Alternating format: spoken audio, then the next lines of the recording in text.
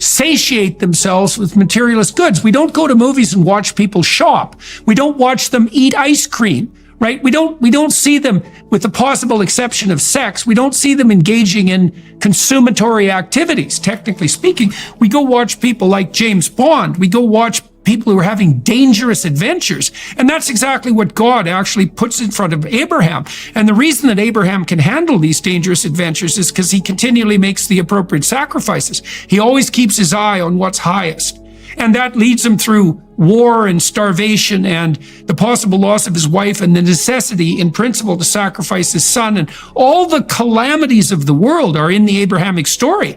And he prevails against all that and becomes the father of nations in consequence. But what's so cool about the story, and it goes along with your observation that the Christ is a nice hippie story, just doesn't cut it. It's like, no, you're built to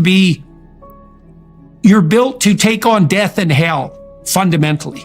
And that's part and parcel of the Christian Passion story too, because it means that a full encounter with life is an encounter with all of the terrible elements of death, something I covered in detail with Pajot when we did the Jerusalem documentary that'll be coming out later.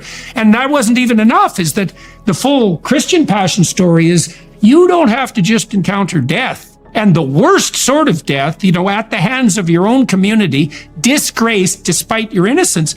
You have to encounter the reality of hell itself to have lived a full life. And, that's brutal, but it is what it offers. And this is something that's really an offering, especially to young men, is that, it offers you the adventure of your life.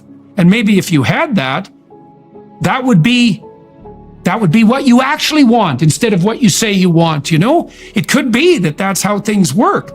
Well, and it sounds like you started this in part by saying, you are having the adventure of your life. You're in Italy, you're in Europe, you're